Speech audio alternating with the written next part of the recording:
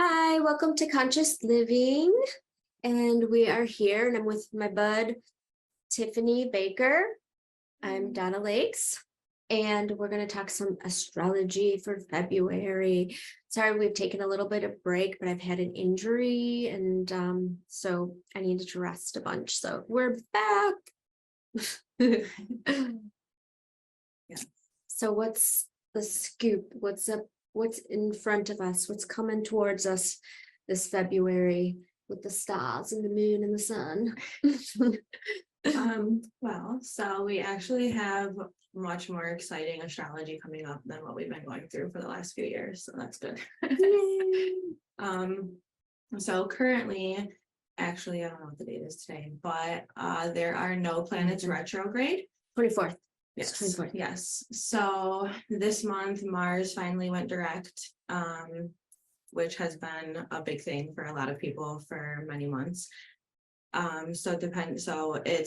went direct, and then in March it's going to leave Gemini. So it's been in Gemini since like August. It's been retrograde since October. So now it's direct. The energy is moving more forward, but wherever it is in your chart will probably lighten up or lessen up for you around like March-ish. So if you know where Gemini is in your chart and what it's been hitting for you, it brings more forward moving energy when Mars goes direct. So it definitely helps people with like energy levels, wanting to like accomplish things, wanting to direct their energy into things. So then also Mercury went direct on the 18th of this month. So Mercury also affects a lot of our day-to-day. So both of those planets retrograde together can really affect the way that we feel, the way that we think, the way that we express and communicate with people.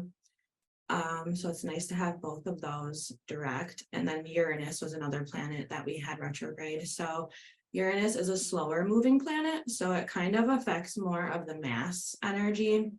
But of course, depending on like where it is in your birth chart and what Uranus energy you already have in your birth chart, it will affect you specifically.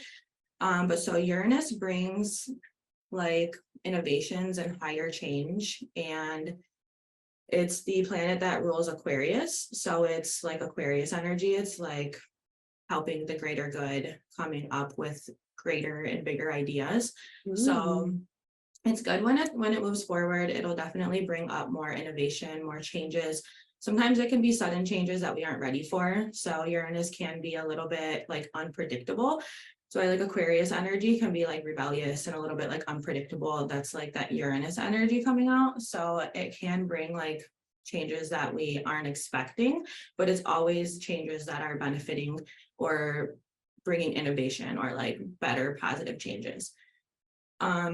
So that went direct yesterday.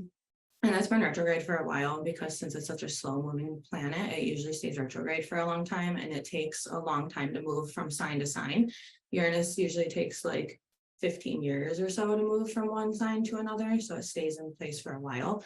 Oh, wow. But as other planets hit it, so right now Uranus is also on close to the North Node, because the North Node is in Taurus and Uranus is in Taurus. So if you know where that is in your chart, then you'll be able to see like what might be coming up for you. So it can definitely bring more change in that area for you once it's not retrograde now. And it'll also help you feel like more positive, more, and in general, the collective will be able to come up with like higher ideals more so. It's kind of interesting too, because all the planets that we've had retrograde lately are planets that kind of help us work on our connection with each other. Like I think it's a lot of our like connection planets and like taking responsibility for ourselves type of thing. So now that they're all going direct, that energy can move forward more. So relationships will be a little easier and get a little better, because it's been like rough with relationships with people. Yeah. Not just like romantic, just in general, like relationships, period. People have been like so isolated and like, stay away, you suck. Right. You know? Yeah, definitely. I think that will get better. Everyone's toxic. Because Uranus does also rule like friendships and networking and being a part of something bigger than yourself. It's like groups, organizations, being a part of something more than your individual energy. So it definitely should help with that as well. and it's by the North Node. So it going direct, and then it's about to hit the North Node because the North Node moves in the opposite direction as the planets. So the North Node's coming this way. Uranus is direct and now moving more quickly this way. So there's Can you- definitely. Oh, go ahead, Sorry, finish do that. you want me No. to I want to something? explain North Node because Okay. the only way that I understand it, and I want to make sure that other people Mhm, listening yeah. understand it, is like where you're supposed to be going, Mhm. what you're shifting to, what your goal is in this lifetime, what your lesson is, that kind of thing, right? Is that what Yeah. it is? It's supposed to represent our purpose and, like you said, what we're going towards in this lifetime. It can represent what we haven't gotten enough of in our energy and our soul, and where there might be an imbalance, and we're trying to move towards that to fulfill the balance. So Okay. usually the South Node is where we have a lot of comfort, where we have a lot of shadows, where a lot of energy comes up for us that we're used to, but not necessarily conscious of. Okay. And so the North Node is what we're trying to fulfill that we haven't had enough of. And so we kind of want to be in the middle where we aren't in our comfort zone too much, but we aren't also. So you can definitely be in your North Node too much also. So for example, I have my North Node in the first house. So I put mine out too much sometimes when I don't allow others to help me, because my North Node is like, I have to be self-sufficient. And so in a negative way, I try to be too self-sufficient, where the idea is balance. You don't want to like now fulfill your North Node so much that you're having imbalance in the other direction. See, type of thing. knowing you, I see that. Okay. Yeah. Okay. And So okay, so that- yeah, so wherever your North Node is usually the energy that you're not as used to, and you are trying to move towards that throughout your lifetime. It's like a big purpose for you. It also can represent different purposes that you have, like different missions that you have within a lifetime. Different, but mostly it's the energy that you are going towards. And so the South Node is the energy that you're coming from, and it's the energy that we're comfortable with. So I find that a lot of people, when they're kind of like not on their stuff, they fall into their South Node. It's like the easy point. So when life is hard, they're like, I want this comfort that I'm used to. This is what my soul is used to doing. Mm. And then when they're a little bit more like ready for change and ready for action and feeling good about life, they're like, okay, I can do this. My North Node, no problem. And they'll move more into their North Node a little bit. Mm. But yeah, so collectively, as the North Node and South Node transit, it's kind of showing where our collective energy is moving towards and from. So the collective has a North Node and a South Node too. So the collective has a purpose. Okay. Yeah, and so each Oh, country okay, will have okay. it, each like organization, business, like everything will have it, but then the collective energy is where we're moving all together. Okay, so what do you know what our collective is? So the collective would be the movement. Okay. You know, like, so the collective would be whatever is happening right now, I guess. Like, it's not like, yeah, I think the collectives is like, just intuitively, I feel like the collectives is to move into integrity with everything, like all of our systems, like in life, like all of our systems, to move into integrity and to live in integrity, because I feel like, you know, it has been lacking integrity the way that we live. It's not encompassing the whole of humanity. It's elitism and, you know, just like out of balance. I guess maybe balance and integrity, or like maybe our purpose which I now. think balance definitely is a huge thing that comes up and that is needed, which I think that's kind of like what I believe, at least karma to be, is just an imbalance trying to perfect itself. You know, like the universe is usually like pretty specific in the way that it works and the way that cycles are shown in the world, I guess. And so I feel like when we live a lifetime and we create imbalances in our energy and in our soul, a way to kind of perfect itself is to come and create or come and experience something that will fulfill that balance, I guess. And so that's kind of where, like in the birth chart, it comes up a lot, because the birth chart is shown in a wheel. So every sign has an opposite sign, and then the middle is the balance between those signs. So like the first house is the South and the seventh house is others. And ideally you want to be in the middle. You don't want to be in too much in the South or too much in others. Or like the fourth house is your home and family, and the 10th house is career. You don't want to be too far in one, because then you create this type of imbalance where your soul didn't get to experience all of these energies in a positive way. And so now it's saying, I have had so much of this, like the fourth house, like say that you were like a forced to be a stay-at-home mom and you wanted to do something else, and now you feel like your energy is out of balance. You typically would come back and have a lot of 10th house energy of like career, or like Capricorn energy of like having a bigger purpose in the world rather than like at home. Whereas like other people need to focus more on home because they've had too much work in other lifetimes, or like whatever the case. Okay. So yeah, so Okay. because it's a wheel, it's always about balance. It's always that you want to be in the middle. You don't really want to be like too far in one spot. Okay. I get it. Okay. I get it. And I have to say, I feel like the energy right now is really great for the growth of our business, actually. Yeah, definitely. Yeah. So, For sure, yeah. because we're community based and we're in service and Yeah. to humanity and stuff. So I feel like, yay, Yeah, lots of definitely. supportive energy for growth. Yeah, there's a lot going forward with healing and with being able to create like a higher community between people. I think Mhm. that's the bigger thing. Yeah. And then the North Node is in Taurus right now. So the North Node stays in a sign for 18 months. So every 18 months, it'll change signs. And then so for that 18 months, that's typically the collective's purpose at that time, is to change that type of energy. So with Taurus energy, which actually this year, it'll be moving out of Taurus and then into Aries. So this year in like July. So we don't have like that much longer of it either. But the Taurus energy is like finances, stability, how we deal with our needs versus our wants, our like comfortability, income, things like that. So when we had, which I know I'm getting off topic of February, sorry, when we had all that stuff happen, like during COVID, and there was like the Great Conjunction and all that stuff, it happened in Capricorn, which kind of broke down our ideas of work and career. And then now we're reestablishing our Taurus energy of stability and income, but in a like personal and like more fulfilling way, rather than just I've been working like on status type of thing. Like Capricorn is more about status, reputation. Okay. It's like climbing that ladder and being known. So it's very successful, and it does have positive energy to it.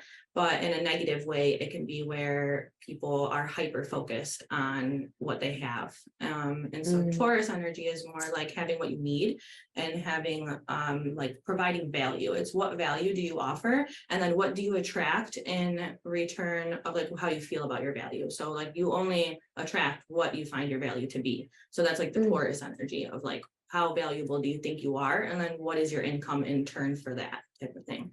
So that's what we're working on as a collective energy. Oh, okay. And then wherever that is in your chart is specifically where it's working on for you. Again, now I want a chart reading. It's all this information coming through.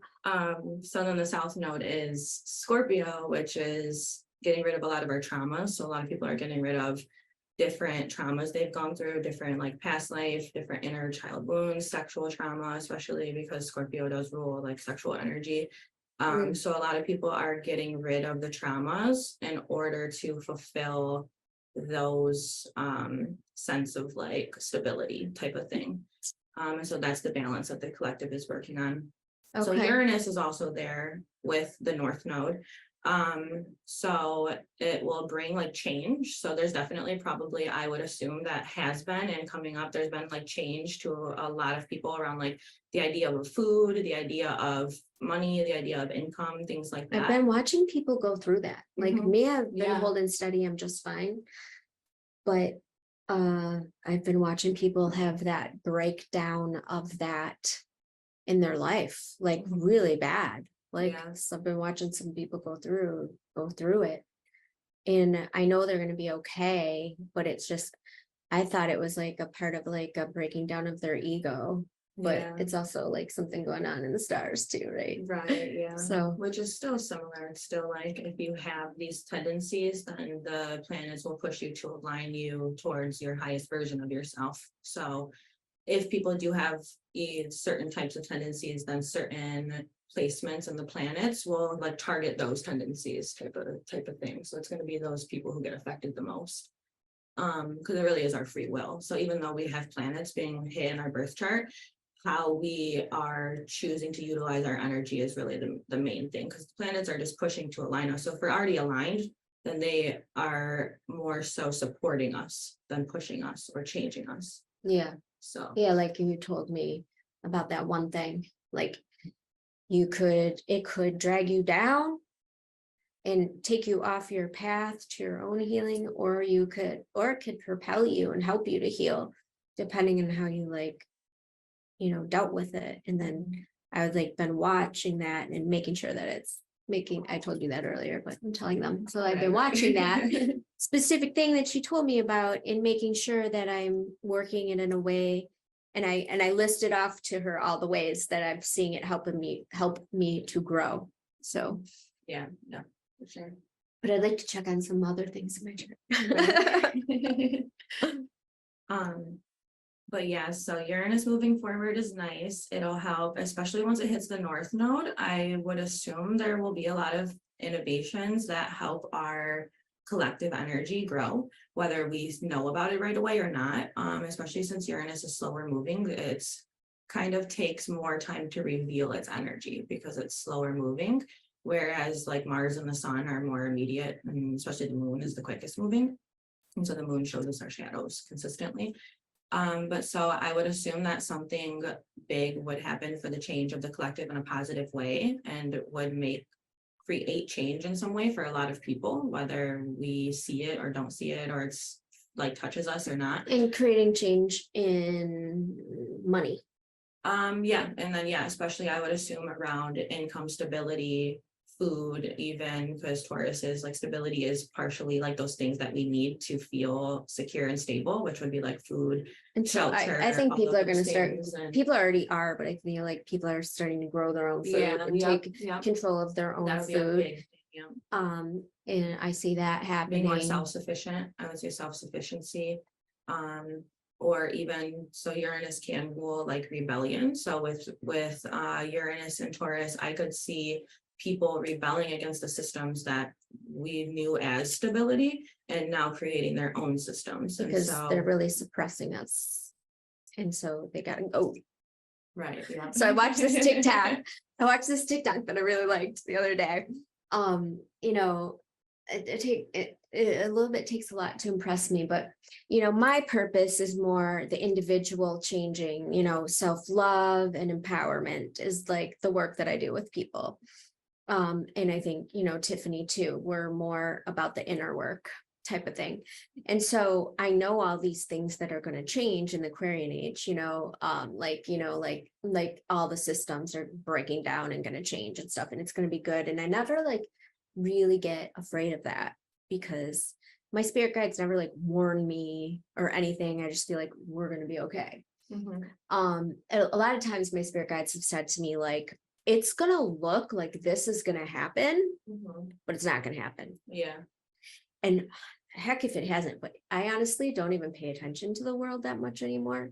I mean, you can judge me if you want, but I don't want to let all that shit in. I live in a bubble and create my own world, and I'm creating. Spirit told me don't focus on this, don't focus on that. Focus on creating something new. And that's what I do. But I could never see. So if I do a guided meditation, I'll do it you go, imagine a world with integrity, with this and that and the other thing that I have no idea how we would do it. How would we do a different government? How would we do a different money system? Blah, blah, blah. That's not my thing. Yeah, I think that's where we are though collectively too. And that's why people have felt really chaotic, is that we're at a point in our evolution where we know that the old systems don't work, but we don't know the new systems. We don't know what to do, but we're like, okay, this we need to get rid of, this doesn't work. And so people are really working on exposing the old systems, understanding the old systems, getting rid of the old systems, and then we're just in this chaos of oh no, what do we do now? And then we're trying to find the new energy. This TikTok showed explicit ideas for the new money and a little bit the new government. And I was like, oh, cool. I'm glad somebody's finally coming up with some ideas. You know what I mean? Because I'm always all right, everybody, just stop complaining about it and come up with some ideas. And I know it's not my realm, you know what I mean? So I don't focus on that. That's not my gig. Yeah. But I'm here to support people whose gig that is. And my kids are gonna be good at that. They're both very solution oriented and they always want to come up with new crazy things. I'm like, that's so cool. Yeah, that's awesome. That's awesome. But yeah, I guess that's like the kids of now is like probably the future innovators and stuff. Yeah. All right, so let's wrap this up with new moon and full moon for February, or do you want to make a different video for that? No, we can, yeah. So the full moon is on the 5th of February in Leo. And so like I said, everything is moving direct. The energy is very good for manifestation. Especially this new moon that just happened in Aquarius was a big moon. So whenever you see this, this energy is still good. So I definitely would focus a lot on manifesting, on thinking positively.